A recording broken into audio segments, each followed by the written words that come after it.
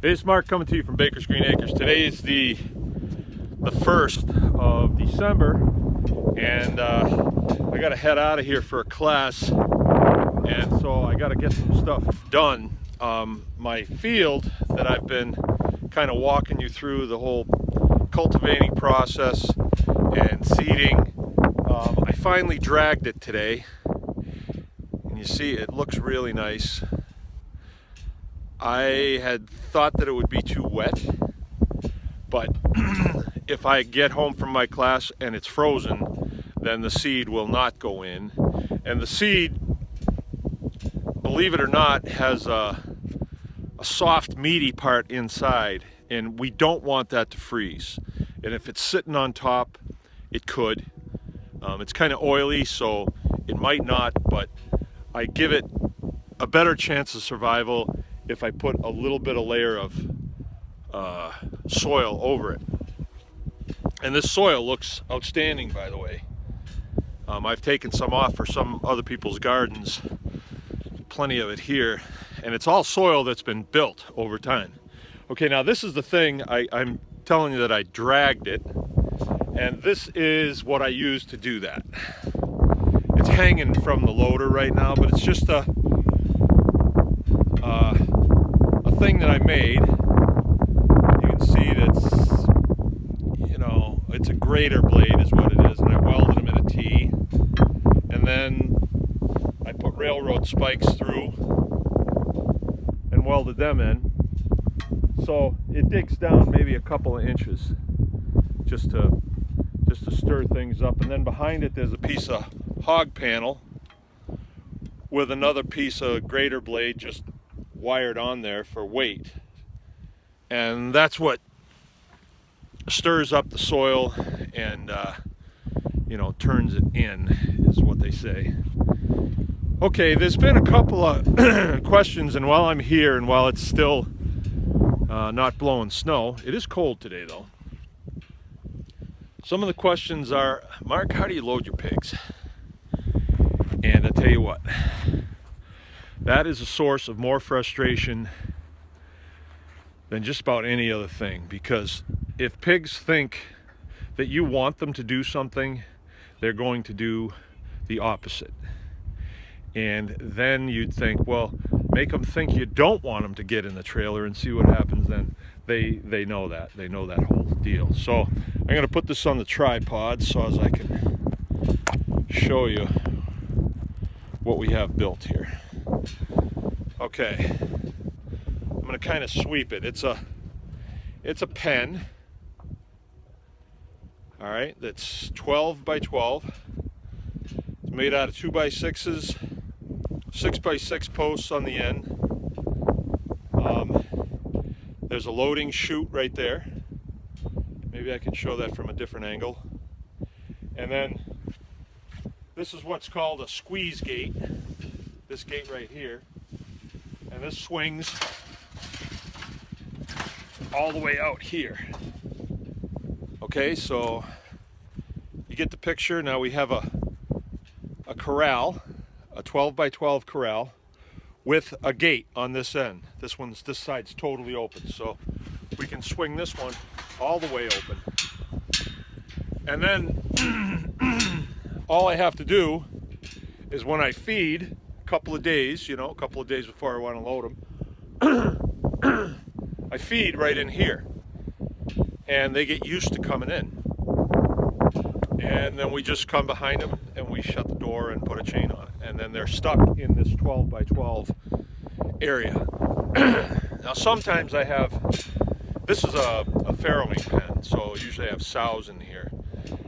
Sometimes I'll have 10 of them or 12 of them in here, so they fit quite well. And then I have this squeeze gate. See this? There's the mouth. This is the mouth of the ramp that'll go up on the back of a tractor or a trailer or truck or something like that. And it's adjustable. I'll show you that from a different angle. But once I have them in here and the gate's shut, then I can swing this and the pen starts getting smaller. When I do that, the get away from me. And see, this is why I don't make pets out of them. I want them to move away from me. If they, were all like a bunch of dogs and came over and wanted to rub on you and stuff, you could never get them to do what you wanted them to do. But this way here, they want to get away from me. They're kind of afraid of me. They're not comfortable with me, put it that way. And to get away from me, they will go in the trailer. And sometimes, we'll have the trailer pulled up there. We'll close this. We'll close the end. Then we'll go in and have breakfast, and we'll come out and they're in the trailer. That's another way to do it too. But if you want them to go in a place, you have to be able to funnel them in there and force them to do it. That's the only way we found to do it. So we call these loaders. There's a few nuances to them that we found that makes them better.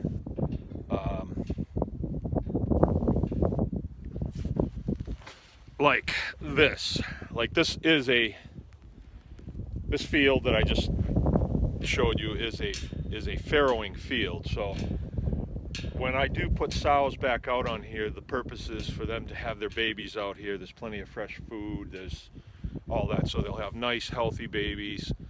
Those babies will go on to become good healthy breeding stock or good healthy feeder pigs, and they start their life out very healthy, and that's what you want to eat. You don't want to eat unhealthy animals, So this is a field that's utilized for the express purposes of farrowing. So then another thing that people have a problem with is, okay, you have 10 pigs out here, they all have 10, that's 100 baby pigs. How do you catch them? We leave them in here until they're about 8 weeks old. They're worse than the big pigs because they're faster, and you can't herd them because it's like herding a bunch of cats. They'll go every way they can. So we have to outsmart them. And so this loader, this little corral right here, serves another function. Let's see if I can show you this. This is pretty cool. There's a term in the livestock business known as a creep feeder. Creep feeder. So if I put special feed out and it's for the babies, and let's say it's covered with, you soak it in a little bit of cow's milk or something like that, the sows will push them out of the way and they'll eat it. So you have to build what's called a creep, and this works very well as a creep as well, because I can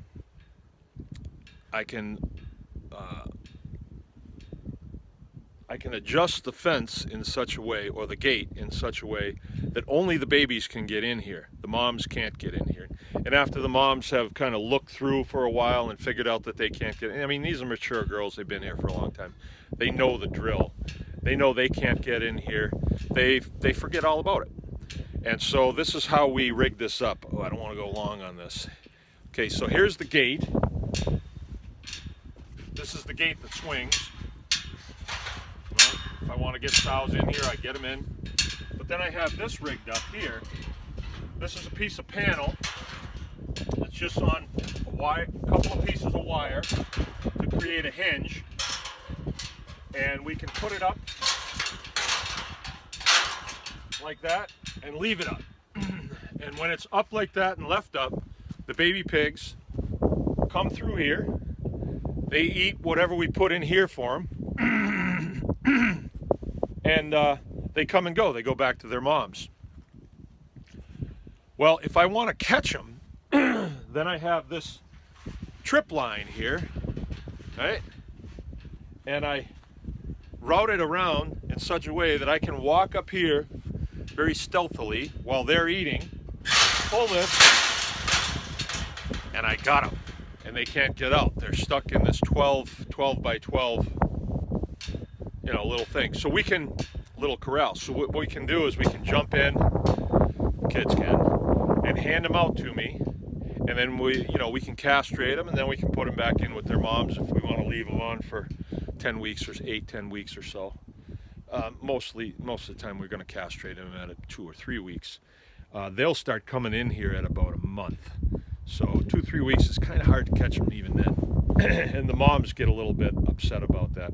Usually about a month is a good time to castrate them. But this is very, very handy. It saves a lot of time. I mean, the way we used to do it, you'd have to chase them with a net and catch them, and it's just a lot of sweat involved, and you don't want to do it. And if you have, let's say you have 100 of them in a pen like this, it's an incredible amount of work to get them gathered up. And you will always have like 10% that watch the whole process go down, and they're out with their moms or something when you catch the majority of them, and they figure it out, and you'll never catch them in here. Okay, so that's this. This field's done. I am probably going to walk away from this area for the winter, but I know that I have the seed in. It's all done, signed, sealed, and delivered. I've done my part. So let it snow. Mark from Baker's Green Acres. Anyone can farm.